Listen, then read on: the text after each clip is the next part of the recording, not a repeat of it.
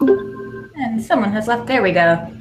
Okay, so as I mentioned previously, this is being recorded. If you do not want to be recorded, please turn off your camera or do not use your microphone. Since this is an actual MOAS hosted class, I need to read the SCA harassment and bullying policy. The SCA prohibits harassment and bullying of all individuals and groups. Participants engaging in this behavior are subject to appropriate sanctions. If you're subjected to harassment, bullying, or retaliation, or if you become aware of anyone being harassed or bullied, contact the Seneschal, President of the SCA, or your Kingdom's Board Ombudsman.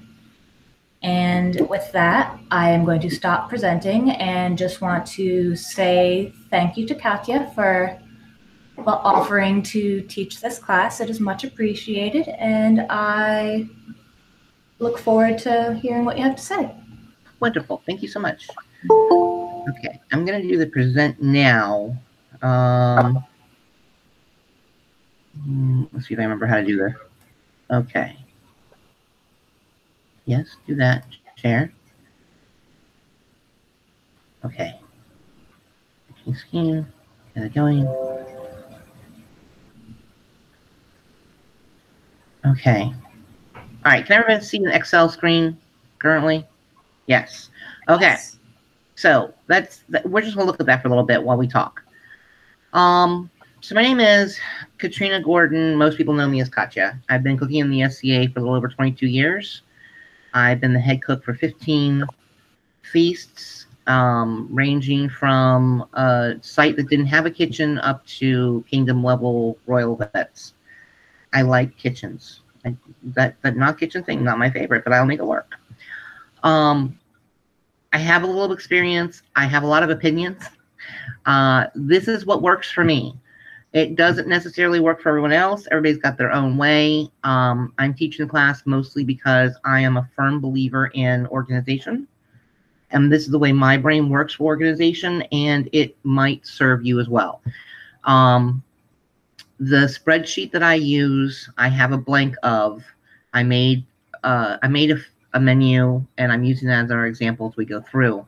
If anyone is interested in a copy of the Excel sheet, send me your email address, and I'll make sure you get a copy. So this is my class on the practical planning and running of a kitchen as a head cook. So I kind of did a little write-up here, and we're just going to go over this. So when I'm a head cook, I frequently autocrat for Sterling De La Rosa, for those of you who know him. And anyone else I autocrat for, my feeling is the expectation for a head cook covers a lot of balls. Don't laugh at me, Kate. So the steward needs you to create a menu that works with your budget for the food to be provided. They look to you to take care of the shopping of the food, the transportation of the shopping. The stores need to cook and serve the food. They'll expect you to make sure the kitchen is cleaned up at the end of the day, any leftovers are taken care of, and the stores are returned from wherever your area, Shire, Barony, stores those, like your pots and your pans and what have you. They expect you, let's see. So on top of this, there is the receipts to keep, the budget to maintain, the remainder of the budget to be returned either to the steward or the exchequer, and there's making sure they make you aware of an allergy, doesn't get sick, that all the food is stored safely and cooked safely. Your staff needs all of your recipes written down correctly so they can make sure the food comes out, and you have to watch your schedule and make sure everything comes out on time as well as being cooked properly. So you still want to be a head cook after you know all that stuff? My answer is always yes. Even knowing that there's all of that stuff on my plate and all of the things that I'm responsible for, I still want to be the head cook. But here's the good news. Here's the thing that I want everybody to listen to, and I'm saying it again for myself. You do not have to do it all alone. At no point in time are you completely alone as a head cook, even when it comes to making your menu. When you're making a menu, if you have questions, you can always ask a fellow cook. You can there are groups on Facebook you can ask. There's cooking roles, you can ask. You never have to be alone with any of this experience. You can take people with you shopping. You can take your friend with you to go shopping. And sometimes having your friend with you to help push the boats at Restaurant Depot or push a second cart at the grocery store is a great thing. You should not be alone in your kitchen, except for unless it's the middle of it's the end of you're doing a weekend event and it's the end of Friday night and you're standing there looking at the kitchen, surveying your kingdom going, yeah, we're gonna do it up in here tomorrow. Okay. And then you go to bed. You're not alone.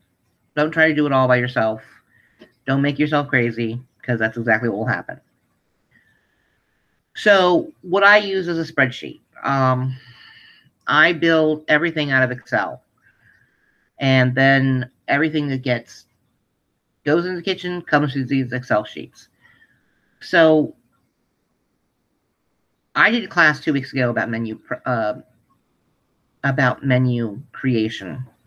And your menu is super important because everything builds from the menu. When you create your menu, that in turn makes your shopping list. It makes what do you need to serve it? What do you need to cook it? How much staff do you need? How much time do you need? What needs to go into your schedule? The menu, of course, brings all your recipes together. It tells you what you need to make at home before you ever even get on site. It tells you everything up to including what time do you need to be on site by. And the last part sounds a little weird because I know a lot of people are like, "Oh, I'm the head cook for Feast. I have to be on site as soon as the site opens." No, you don't. If you're not cooking day board, you don't. For 2 reasons. 1, you're going to get underfoot of the day board cook. 2, until the day board cook gets all of their stuff going, there's no room for your stuff. Unless you have this really awesome kitchen with walk-ins. We've had one of those, but we used for years. I loved it. And then you could be on site as soon as site opened and go off and socialize and stuff before it was your turn. But for most kitchens that we use in the SCA, there's no space for your stuff until the day board's done or the day board's going. So until that happens, there's no point in you being on site because your food has no place to be safely stored. And you're just going to get in somebody else's way. So if I'm not in charge of day board as well as the feast, I normally don't get on site until between 11 and 12. And then if the day board does need another set of hands, I can jump in and help. But at the same time, I'm not getting in her or his way trying to take care of my stuff because my stuff's important too. So the other thing I'll say about menu is remembering the formula. Don't go overboard on how many items you're going to make for most feasts. If it's a kingdom level feast, if it's an RP, you can upscale the items you're making, or you can add a couple special items, but don't go overboard. I had a really good friend of mine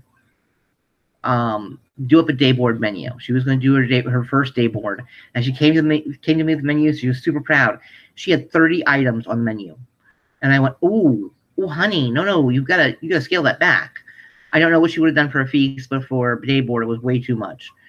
And of course, our problem is there's so much available, and there's so much good food that sometimes it's like, what do I pick? If anybody's interested in the menu class who hadn't seen it before, I'll make sure you get a copy of the recording. So the menu that you see on the Excel sheet, and we can all still see the Excel. Yes, nodding. Yes, okay.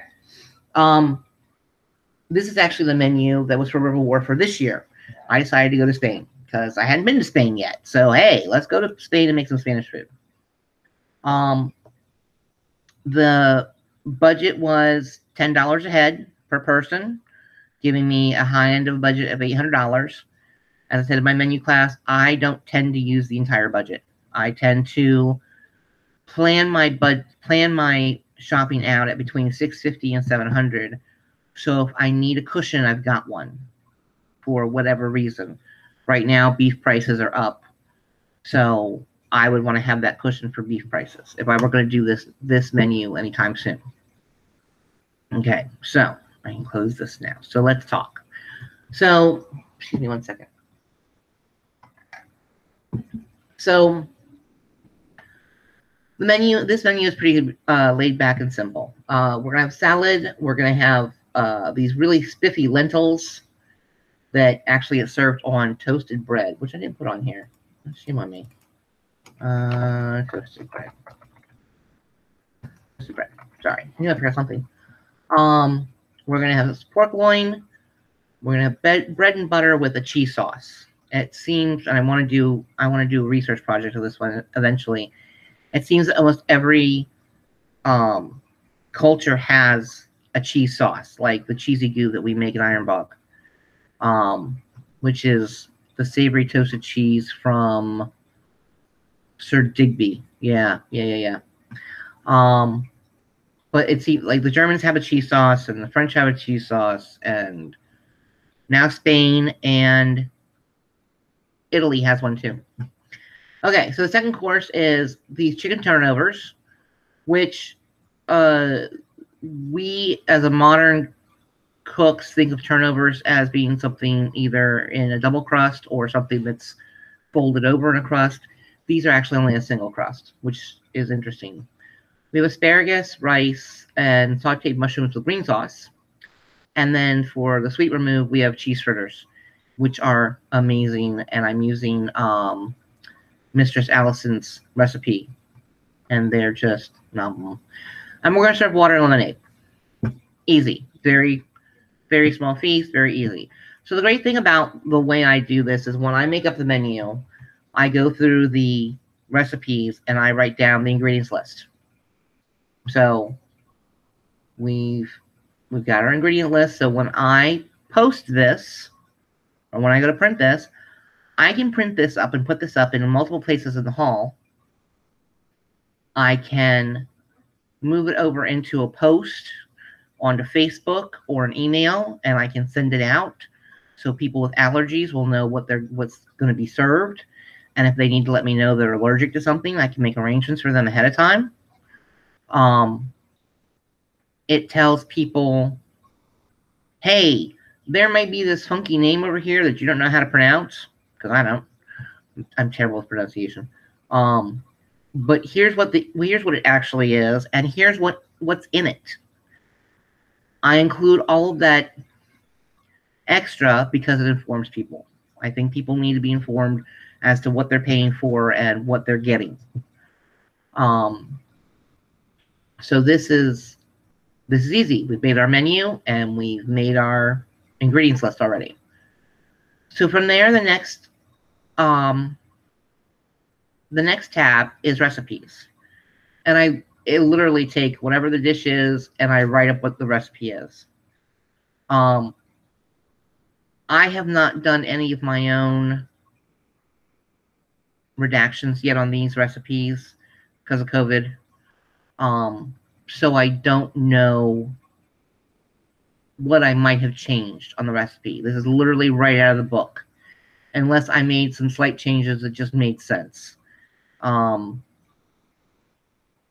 There were some things in the way the translations were written up that I went, no, that wouldn't work. I'm not sure what, and you go read the footnotes and they're like, there's words missing. I'm like, okay, well then let's apply some common sense. And we did that. So from here, because now we have the recipe. Okay, so we know that, and part of the thing I'm missing because I didn't do my redactions is I don't know how much of X this makes. But because I know how much of X I need based on feeding 100 people, because I always feed my staff. I always feed the kitchen staff and I always feed the servers. So if I'm cooking for 80, I normally actually cook for 100. So that I know that the people who work for me get fed too, because that's only fair. So from here, I can say I can build my shopping list from here. So did I already do that? I did not do that. Shame on me. One of the other things I do is when I build this, and I didn't fill all of this in because I wanted you to see how this gets built. I didn't think it would be as effective if I just had it all filled in and said, well, this is what I do, because that didn't seem, I sometimes think that people should see how things occur. If I'm boring anybody, I'm really sorry. Okay, so this we don't need, because we'll make the bread. We'll put bread down here. Okay. So, we know for the salad we need mixed greens, we need mint, we need parsley, what was the other thing I said?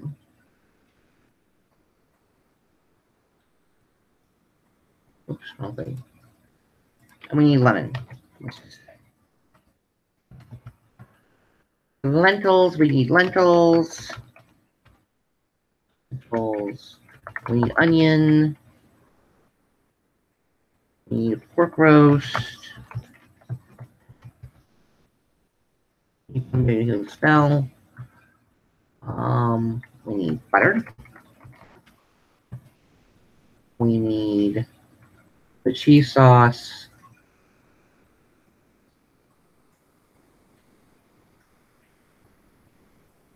We need grated cheese. I don't know. We're going to just say cheese for now, just to get the thing here so I don't bore anybody. Okay, and this goes on and on and on.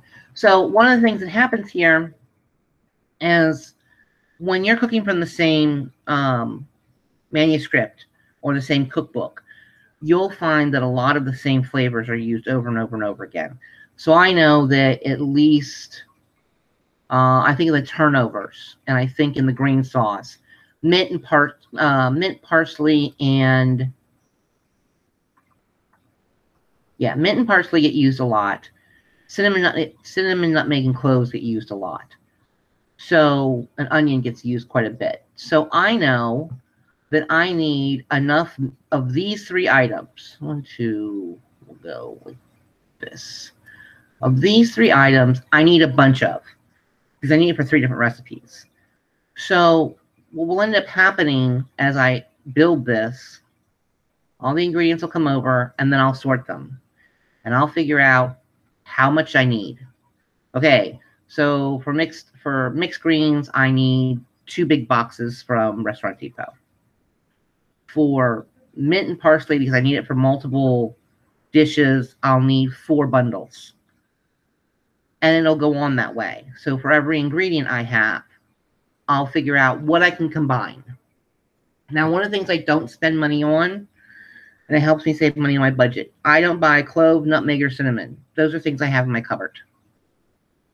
It does not make sense to buy new, to use at max a quarter of the container. And at the end of the day, you got to figure out who's going to keep those and where they're going to be kept, where they'll be safe and usable for the next time. It does not make sense to me to buy new of those. It doesn't make sense to me to buy salt and pepper. If I'm using a lot of oil, I'll buy oil for the event.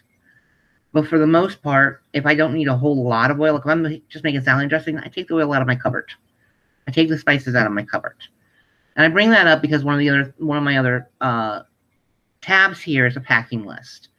So if I bring it from home, I want to make sure it comes home back with me. It's all great to save money on your budget. It's all great to, not waste and not have something sitting around that nobody knows how long it's been there for.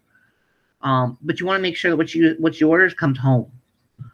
So those are things that will not go on the list. I won't put on salt and pepper. I won't put on cloves. Now, if I'm out of cinnamon, I'll buy cinnamon out of my own pocket. And then again, it'll come back home with me. It doesn't make sense to spend money out of the budget. Okay. So this will go on. I will put in all the ingredients. I'll figure out what I can double up, how much I need for all of the different recipes that call for the same things. I'll figure out the weights and the amounts, which helps when you have done the redactions. Like I said, unfortunately, I didn't do that. And then I added a list in here because I'll print this list out. Once I have all the amounts and once I have all the items and once I know what I'm getting, I'll take this list with me to the store. The other thing I do weird, and not everybody else does it, I actually organize this list by the store. Walk in the store. Here's my produce department. So I want to put all my produce together. And then I literally map out in the store how I'm going around, because that saves me from going from dairy, which is in the back of the store, all the way back to produce before I can go to checkout, because I forgot that I needed lemons. And I've done that. I've done that multiple times. And you're already tired. You're already stressed out. You've already looked at this food way too many times. There's no sense in adding steps you don't need to. So myself personally, I organize my shopping list by the store. And whether you're shopping at Restaurant Depot or you're shopping at BJ's or Aldi's or Wegmans or wherever your preference is to shop, you have a preference there because of a reason. You already know the store. You already know what you're getting as far as prices and whatnot. So you know how to build, you know how to that store set up. So you kind of have an idea of how you're going to set up that list. It saves you time, saves you stress. Make sure you don't forget anything. Because there's nothing worse than when you're going to start a recipe and you're like, okay, hand me the, oh man, and realizing you forgot whatever it was you needed to make that particular item. I've also been there. That's another reason why this developed. No, we're not doing that again, because that was embarrassing. I had to send somebody to the store, and it was just pandemonium. Okay, so the next, and these are not in order, and I apologize for that. So you've got your shopping list. The other thing you need to make a list for and need to know how to schedule or how to set up, in my mind, because there's two schools of thinking. Depending upon your area, depends on what kind of stores you have. And what I mean by stores is pots, pans, serving utensils, cooking utensils, high table gear, tablecloths, all of that. And it also depends on how it's stored and where it's stored and what kind of hoops you got to go through to get to it.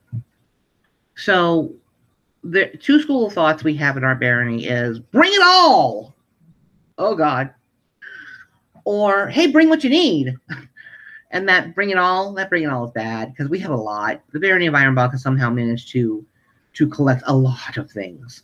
So that bring it all, it's not helpful to anybody in my mind, because then you've got all this stuff that's where? In your kitchen, which means you got to walk around it all day. And I don't want to walk around the bin of fish plates that we never use. We have plates. They're shaped like fish. I don't know why. We're the bog. We have no reason for fish plates. But there's a bin full of fish plates. Nobody wants to walk around those all day long. I don't need them.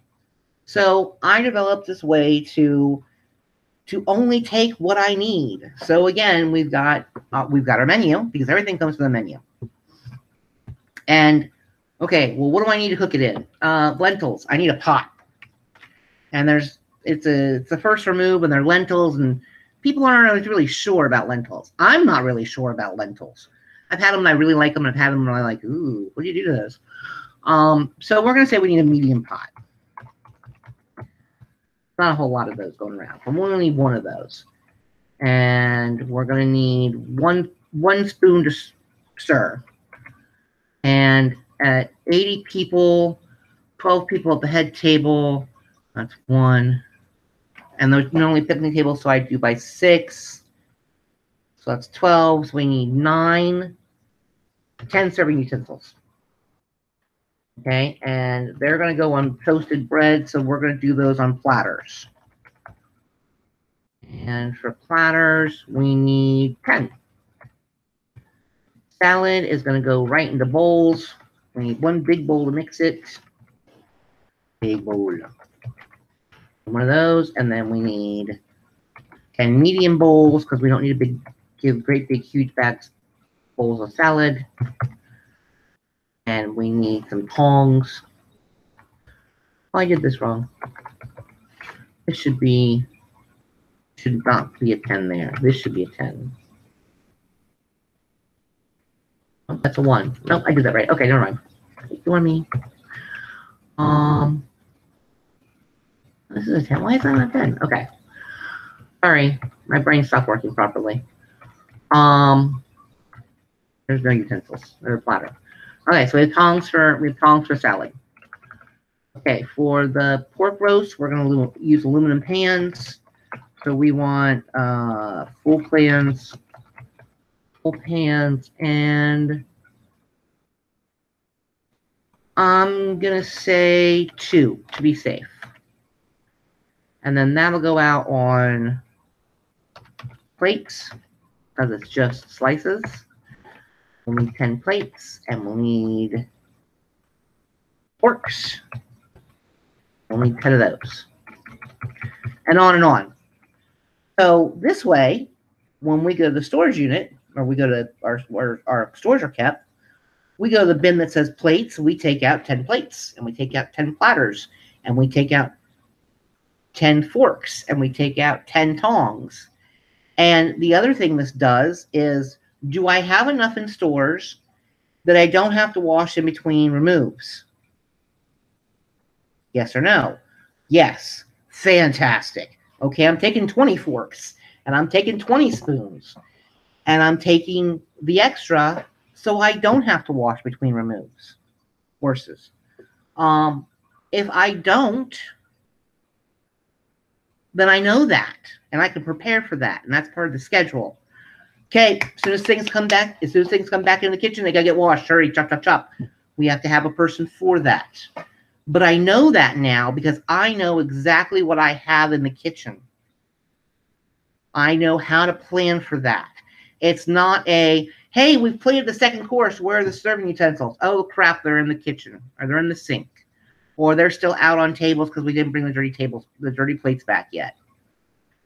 I don't have any serving utensils for the second course. Nope, I don't. I do because I know. I already know what's going to happen. I can plan for that. I like to plan. I like to be prepared. It doesn't always work, but I try. Okay. Did I move this thing? What did I move that thing? Okay. To-do list. Let's talk about a to-do list. So, very sorry. So there's things that you can do at home. There's things that you would do at home, especially depending upon how deep into cooking you've gotten into and how many crazy things you decided you want to try at home.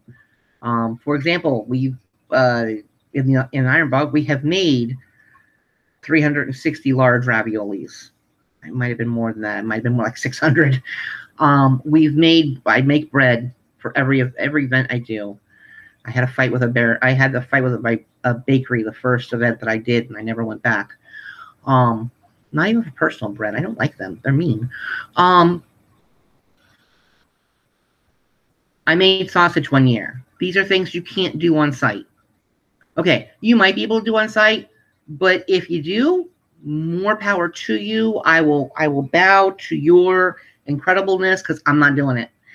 I'm not that good. So what do I need to do at home? What needs to happen? What is my schedule going to be? Okay, so the weekend before, I'm probably going to make my bread. And I'll wrap it, and I'll stick it in somebody's freezer. So I know that Friday morning, first thing, bread out to thaw. Okay, I need to do the shopping. I need to make sure I have my list. Make sure I have the list. And the car is empty. I'm not joking about that empty with capital letters. Anybody who's shopped for an event, you know what I'm saying? You go to the Restaurant Depot and you're cooking for, I don't even know how many people, and all of a sudden you've got your car that seems very large before. All of a sudden you're going, oh, look, there's that space. I can put that right there. And you get it there, and you're like, thank you, I fit. I've showed up at events and opened the door, and people are like, where do we even start? Like, I don't know, it just has to get out of my car. I don't care how you get it out, just get it out of my car. Can't take it anymore. You have to pack. Okay, so once you get the food, so if you're lucky enough and you got a site that you can take and drop the food off after you shopped, that's awesome. You can do that. Some sites will allow you to do that. Always ask your autocrat to ask whoever the liaison is at the site. It will save you a lot of tension. If you can show up Friday night after you've done the shopping and go into the site and put your refrigerated stuff in the refrigerator and put your dry stuff on the counter someplace, it's not in your car. You don't have to stress about unloading it Saturday morning. You don't have to figure out where it's going to fit in your house. Because I don't know about you, but putting 15 dozen eggs in my refrigerator becomes an interesting prospect at any point in time. And again, it's less you got to worry about Saturday. Did I get everything out of the refrigerator? Did I get everything out of the cupboards? Is something still in my wheel well? It's already emptied. You don't have to worry about it. It's out. So if you can, always talk to somebody about dropping off Friday night. So I'm going to say drop off. Drop off food. Make sure you have all the recipes, lists, schedule, printed, ready to go. Important. Sleep. Make sure you sleep Friday night. Don't fool me. I'm very good at not sleeping Friday night and going from Friday morning to Saturday night, and then by Saturday service, I look like I was run over by a tractor trailer and kind of feel like it. Don't do that to yourself. Always sleep. Always sleep Friday night. So then Saturday, you're going to get up, and my get up is always get up on time, because there's nothing worse than oversleeping when you're supposed to be cooking. Been there, done that too. Not a good sight. Get up. Get all packed items into car. Ooh, I can't spell. I can't type. One of the two. I'm not sure which. Check. Oh. Okay, that seems kind of simple. It really is just a place for you to put your thoughts down on what do I need to do and when. I do have a tab down here that's sort of kind of the same. It's at the at-home schedule, and it's more of this one came on when we did the 12th night, because I did the 12th night based on the 12 days of Christmas, and I had to figure out how many little turtle breads I had to cut out, because you make your bread dough and you take a cookie cutter and go poop. How many do I need of those? And it was, what was I making? What was the status? Where were we at in the process? What day was I making it? And how many did I need? So it's an extra page, but depending upon what you're using it for, it can be helpful. Okay. So we have our serving items. We have our shopping list. We have our recipes. Let's talk schedule. Okay. So if we're doing day board, no, we're not doing day board. We're just doing feast. So we're doing feast. So 10:30 to 11:30. Show up. Show up. Unload the car. Pull in. Get dressed. That's easy. We can handle that. 10:30 to 12:30. Hi to people. Again, this is because it's an easier feast. Hi to people. Turn on the ovens.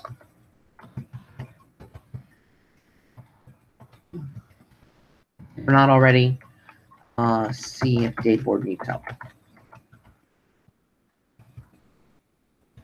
Okay, 12:31. We're gonna put in our pork roasts. Well, we can't combine those two words. That doesn't work out so well. Pork roasts.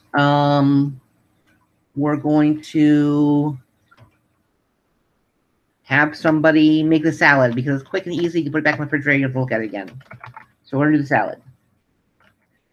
My mindset is if it's quick and easy and I can do it and then put it back in the refrigerator and not have to look at it until service, I do that first because I have found that the quick and easy things, that if you put them off until the end, at the end you're like, oh, we didn't make the salad, crap, and then you're running around like a nut trying to make salad. You're going, ah, and nobody needs that. Just nobody wants. And Kate's gonna laugh at me because she's seen me do that literally. Where I'm going like, oh, we forgot that, oh, and she's done it too, so that's kind of funny. So if it's quick and easy, I can do it, put it back in the refrigerator. That's what I do. Ooh, not knocking over the water.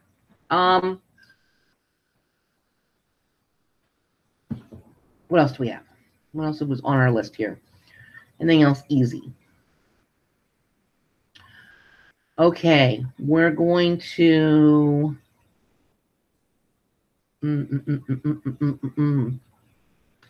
Wow. Okay, so we're gonna make this. We're gonna make the. Oops, that's wrong list. Schedule. Okay, so then we're gonna make the lentils. So this is our 12:30 to 1:30. We're gonna take our time. We're not gonna go crazy. We have no need to go crazy at this point in time. Maybe we'll do some dishes. We'll do dishes for day board. Do dishes for day board. Because the quicker, this is another really important part, and this is important. If you are not the day board cook, be friendly with your day board cook. If you can help, help. Because the sooner they're out of your kitchen, the sooner you can cook. If they take too long, if they putz around, if they go in the back room and you think they're packing up and they're not, everybody gets stressed. It's not worth the effort. So we got some time. We're going to do some dishes for the day board. So now it's 1:30. Okay, and we've actually eaten some day board. That's important too. Eat day board. Eat day board. Because the cook needs to eat too. Okay, we'll eat day board. Okay, so now we get to the nitty-gritty. Okay, so now we're going to make the lentils. They'll be ready early, but we can always just warm them up a little bit. And they're going on top of toasted bread. Not a big deal if they're a little chilly. Okay, we're going to make, so that's the lentils. Okay, so now we've done the salad. We've done the lentils. We've got the roast in the oven. So we're going to add the cheese sauce to this. Can people still see me because it's getting dark in my apartment? Am I still visible? Okay, cool.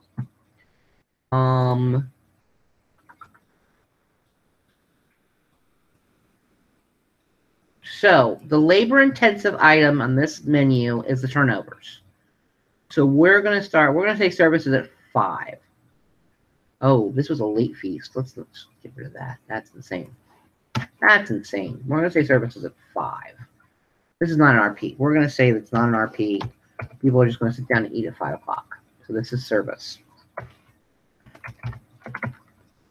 Service. Okay. So at 2:30, we're going to start making the chicken the chicken turnovers. Because they're labor intensive. You cook them for a while, you add some stuff, you take some stuff away, you cook them some more. They're a little labor intensive. And it's raw chicken, so we want to make sure that they are cooked well done without killing the rest of the process. So we're going to do the chicken turnovers there. And again, if we need to, 20 minutes before service, you can throw them back into a warm oven and warm them back up. And we'll do the mushrooms. Okay. The thing I'm learning is it's a really nice. This is actually a really nice menu because it's not going to make me insane. Nobody likes cold asparagus, so we're going to do asparagus here. Asparagus. Here's the cheese sauce. We did the lentils. The pork is out. We're going to slice the bread. Oh, rice. We actually need to start the rice here. No, we can start rice here. Because rice takes about an hour in the oven. Does everybody know the rice cooking method in the oven? Anybody? No. Okay, so cooking your rice in the oven is the best thing ever. Because you don't have to spend 4 hours waiting for that massive pot of water to get hot. So, things I've learned. Build this on the oven rack. Don't build this someplace else, because if you build it someplace else, guaranteed you will do what I do every time I do it and forget. You'll end up with water all over the floor and rice. And it will be annoying because then you have to figure out the rice again or the water again. So take a full pan aluminum, measure out your regular rice and your regular water. Okay. I think I get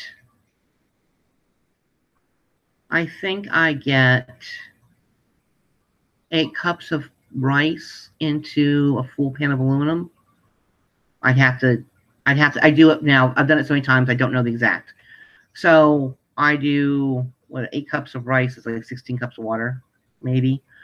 In any case, put your water and your rice in the full aluminum. Add butter if you like. Some people do add butter, some people don't. Depends what they're using the rice for. Take plastic wrap, and I know it sounds crazy. Take plastic wrap and wrap it tight around the whole pan. And I mean, it needs to be taut. It needs to make a seal. And then you cover that plastic wrap in aluminum foil. And again, make it really tight so it creates a seal around the whole pan. And then you bake it for like a half hour, maybe not even a half hour. If your oven's already hot, not even a half hour. But I always figure a half hour to be safe. And then you have rice. And it's done. And you don't have to wait for 4 hours for that water to boil. And it's the bestest thing ever. And I learned that from Mrs. Allison, and I will always thank her for that, so long as I remember to build it on the rack, because if you try to carry that 16 cups of water in the wobbly aluminum pan, you end up with water all down your front. I've done it at least 3 times. Okay, so that's rice in an oven. The bestest thing ever. It might be better than sliced bread since we have to slice our own. So we're going to do the rice at 3:30, and we're going to do the asparagus and the mushrooms. Now, here becomes the question of your kitchen. The asparagus and mushrooms are both going to get done on the tabletop or on the stove top. How big is your stove? If your stove is only a 4-top or it's only a 6-top, or if it's hemmed in by a bunch of things, and or you only own one big skillet, and you didn't have a big enough one to bring home to bring with you. I'd bring my wok a lot of times when I'm doing something like this. Then you have to stagger this. You would do the asparagus last and do the mushrooms first. People will live with cold mushrooms. I don't know why. People don't mind cold mushrooms. They don't like cold asparagus, I have found in my experience. Or at least that might just be me. I really don't care for cold asparagus. It's like, because it kind of looks like green beans, but they're not. And then they're cold. And no. So asparagus to me should be 1. So again, it comes down to knowing your kitchen, knowing what you're doing, knowing where you are and what you've got to work with. So if you only have 1 skillet, or you only have a 4-top and there's not enough room for 2 people to stand side by side and not being, hey, you're in my way. I'm trying to do something. If you don't have enough room, then you've got to stagger. Okay. So the last thing we do, so then service comes out. So we're plating at 4:45. Whoops, that didn't work out correctly. We're going to say plating at 4:45. That's for first course. Second course, plating is going to be at 5:15 because food's going out at 5 o'clock. By 5:20, they're going to be ready for the second course. Now, this is where staffing comes in handy, and I'm going to tell you something that not everybody thinks about, not everybody uses. If you have dedicated servers, if you have made arrangements, and we'll get to staffing in a couple minutes, if you have made arrangements to have Jimmy, Joe, and Bob be your dedicated servers, and they're in your kitchen and you're feeding them, they're going to help with the plating.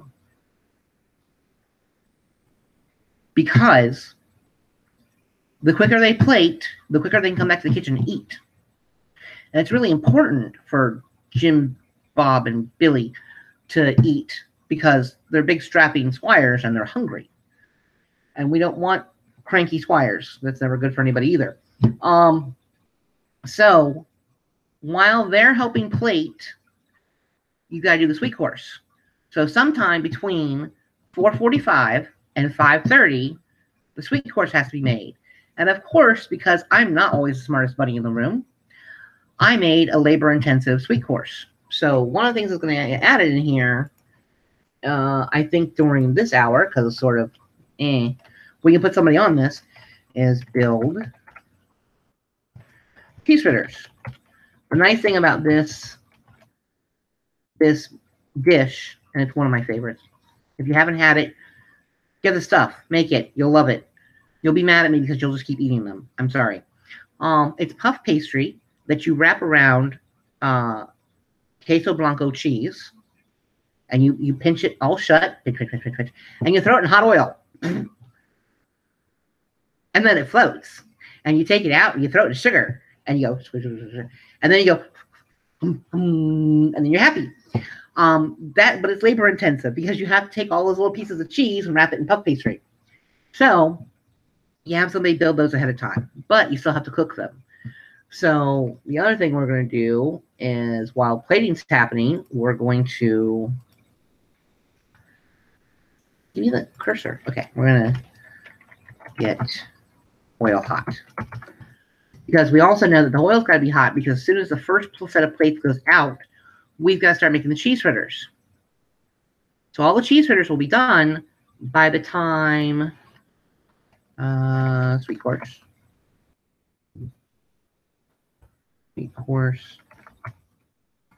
at 5:30. So we're going to serve. Plate service is at 5, and the service for second course is at 5:20. Actually, make this 5:40, and then it's cleanup. So that's our schedule. Cleanup. Eat. Make sure everything eats. Here's another really important thing to make sure you tell your servers, because I've run into this one a time or two as well. Make sure your servers do not take your kitchen food. I've literally thrown out somebody I have a lot of respect for. I've thrown them out of my kitchen going, get out. Because you've literally taken away the food from the kitchen. The kitchen now has nothing to eat. Because instead of listening to me, you took plates out and delivered them to places they didn't need to go. And now my kitchen can't eat. And I was mad. Because that's one of the things I pride myself on is if you work for me, you get fed. So always make sure you keep your kitchen food over someplace else safe so your servers don't get overzealous. Because, of course, you know, server comes out with a plate and it's something really good. Oh, hey, we didn't get any of that. I've literally seen somebody do that. And you're like, you've got the empty plate right there. Nope. Didn't get that. Really? Really? So just avoid that. So then after the sweet course comes out, take a minute, sit down and eat. Okay. So talking about staffing. What do you need for your kitchen? You need people who can read a recipe and follow instructions. I tell people when I ask for help during the day, I don't need 5 people in my kitchen at 1 o'clock in the afternoon. I don't have enough work for 5 people in the kitchen at 1 o'clock in the afternoon. About 3 o'clock. So I figure myself and 2 others up until about 3. Myself and about 4 others from 3 to 1. And those 4 others are normally people that I've either seen before or that they've come in and they've got a clue. You can always tell I got a clue and, hey, I'm new and I want to help. And I'm great for putting people who are new and want to help. I like them because you can give them that thing that doesn't require a lot of experience and you can teach them something and then they feel good about it. So then the next event you cook, they come back and they're like, hey, remember I helped in the kitchen before? And I'm like, yes, and now I know you know how to do this, so let's teach you how to do that. I love new people. Love new people in the kitchen because they're excited. People who know what they're doing are great too because you can hand them a recipe, go, here, go do the thing. The rest of the ingredients are over there somewhere. I don't know. I put them on they put them on this shelf. Go find them. Okay. And Kate and her cousin are perfect for that because literally I will hand them the recipes and go, bye. See you in 20 minutes.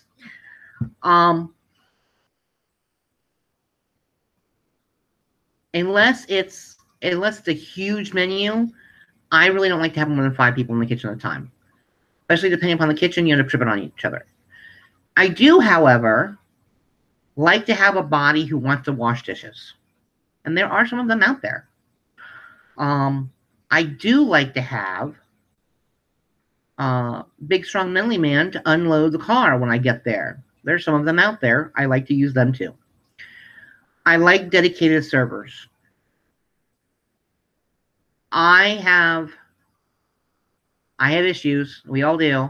But I have issues that if I have to ask for servers from each table and nobody shows up right away to take the plates, it makes me feel like nobody wants to eat my food. And I get anxious and it throws off the rest of the course. I would rather beat down the pages of Facebook going, hey, I need servers for my event. I will feed you. Please come be a server. I would rather do that than have to wait for people to get up from the table and come get food. It freaks me out. And the one thing I have learned, the last event that I cooked, that I was a dedicated head cook for, was at Iron Bog. It was a river war. And Sterling had been contacted by a group who said, look, our guys are trying to get more service in. Okay, we'll come be the cleanup crew for the kitchen. It was next to the not sliced bread and next to the rice in the oven. It was the best thing ever. Having this group of men just swarm in and do all the dishes and wipe down all the cupboards. And they went, we don't know what goes where, so we just dried things and put them over here in stacks so you can pack them away. It was amazing, and I don't think I'm ever going to go back. I think that going forward, I will look for, hey, so your group does this thing. Would you like to do service? Could you help me out with some service? Could you come and be my cleanup crew? It really is only like a half hour worth of work, but that half hour is huge, and I would thank you so much for that. Yeah, that will definitely be a thing. If you can get a cleanup crew, get one. Because by the end of the day, no matter how low-key your menu is, no matter how much help you have, you're going to be beat up. You've lived with the food for months.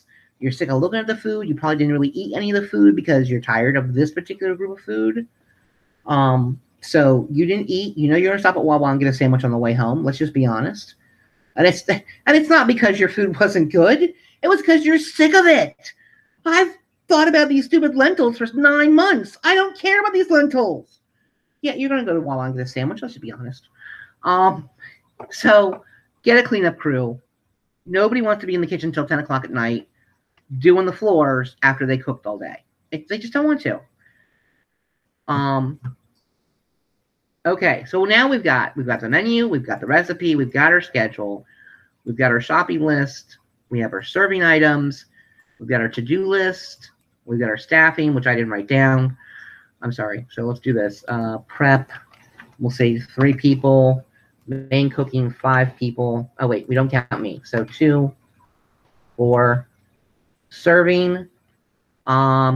If you have, I figured 12 tables plus head table. So you want 1 for the head table. And so you want 7 because they can do 2 tables. So you only need 7. If you've got 12 tables, you only need 6 servers. Cleanup, let's say 5 people. You got somebody to do the floors. You got somebody to wash dishes, somebody to dry dishes. We can go as low as 3. We'll say 3. Maybe it's more realistic if you can get 3 people to help clean up. Okay, so that's your staffing. And what I would do is after I've nailed people down and say, hey, can you do X for me on X day? I would put their name in here. And the thing I've learned to do is, hey, it's the week of. Hey, so we talked about you coming to Riverwar and helping me in the kitchen. Are you still available to do that? Because if they go, oh, I forgot, I've got to be here or there, or I'm supposed to be doing such and such at the event, okay, it gives you time to go and get a backup. And to put out the call again on Facebook going, hey, if you'd like to come help in the kitchen, if you'd like to come learn how to work in the kitchen, if you'd like to come wash dishes or whatever, your help is greatly appreciated. I will be in the kitchen from such and such a time till such and such a time. The Facebook pages are good for that. Packing list. Okay, so my packing list is kind of an interesting list. And it's one that I've just developed because of the fact that I have walked out so many times without stuff. Okay, so tools. So I know based on one of the ingredients or one of the recipes that I need my food processor. Because they had those in period. Literally the translation the person used actually said, use a food processor. And I'm going, maybe that means something different in Spanish. I don't know. Okay, so I know I need my food processor. I know that I have a garlic mincer that I want to use, so I'm not killing myself on the garlic. I only want to spell garlic properly. Garlic mincer. Maybe I don't spell well. I don't type well either some days, especially if people are watching me. And there's a whole bunch of people watching me, so I'm typing badly. That's my excuse. I'm sticking to it. Garlic mincer. I know I want to bring, I don't know what else. Let's say, I don't know. We'll think of something else. Okay, so spices. Oh, well, that's a problem. That's why everything looks weird. It started way low. Okay. Just want to point out the time. Are we out of time? Just want to point out the time. Just about. So if you want to start wrapping up. Okay, I'll hurry up. So these are my spices. This is my paperwork. Important thing about paperwork. The first thing you do when you get in the kitchen, tape up a copy of your menu and your recipes to a wall or a door. Because guaranteed, the ones that you have printed out that you take along with you, you're going to lose at least 3 times. My fabric is my hand towels, my garb, anything that is made, apron, thank you. Receipts. I keep track of every receipt that I put in, like what store it came from, what was the amount, and then what does it do for my budget. So let's say Wegmans, let's say I spent $92.27. Okay, fine, 17.27. Okay, it changes my balance. As I go, it'll keep changing the balance, so I'll know when I'm getting up against that number. When no, you don't need that spiffy whatever it was to add to the presentation. You don't need it. You don't have money for it. And we talked about the at-home thing. So this is how I build. This is how I build all my paperwork. This is how I build it all and keep it all organized, and it helps keep me sane. So, kitchen. I love it. I'll do it again and again as long as they let me. This is how I organize. This is to me, this is practical. I try very hard not to yell at anybody. I yell at the equipment. I yell at myself.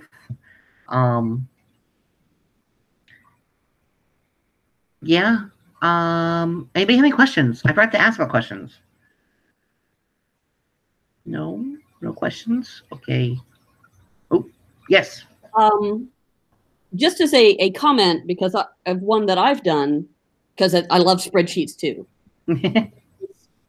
If you have the time to do test recipes, so you know your proportions, yes, you can build that into your shopping list. Yep. Multiplier, and then you can just leave a blank space at the top of 100 people, 125 people, and it'll run through. Nice.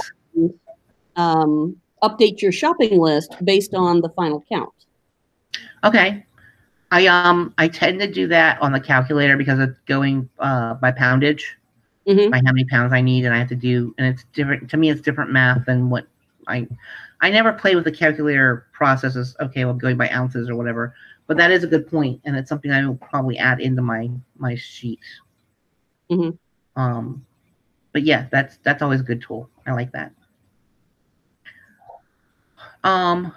The only thing left as far as running the kitchen is at the end of the day, more like Sunday or Saturday, or I'm sorry, Sunday or Monday, do your report as far as your receipts. And I take it right off the spreadsheet. I gather all my receipts together. I write the check for whatever's left.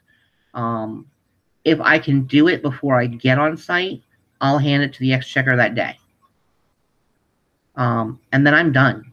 Other than saying my thank yous on Facebook and returning the stores. Again, I know what I'm returning. I know how much space I need. Other than that, the kitchen's pretty much done. Now, the two things I didn't cover is doing write-ups. I am really bad at doing the write-ups on the documentation for my recipes. I'm very, very bad about it. I would like everyone else, if they learn nothing else from my class, take the time when you're doing your redactions and when you're doing your write-ups for your recipes, take the time to write them up. Anything you do to change the recipe, anything you make differently, do the write-up. Put it in Word. And then even if you don't publish it at the site, publish it on a blog, publish it like do a booklet or whatever and give it to the MAOS and share it with people, share it to SCA cooks, whatever. You did the documentation, you did the research, it counts. I would absolutely say that if it's the one thing I wish I had always done, and I never did. It's all in my head or in notebooks or a file here or a file there. And I know all the different things I did. I just have to take time to write them up. And it's a pain to do it later, especially years later. So it's the one thing I always say is you're doing this now, that I now say, is while you're doing the stuff, make your notes, write it up nice and pretty while you're thinking about it so that you don't have to try and figure it out later. And I really think that's my class. I think that's it. That's what I got. Thank you so much. Thank you for attending. Thank you for being here. I just want to say thank you again for volunteering to teach, and I am going to stop the recording now. Thank you.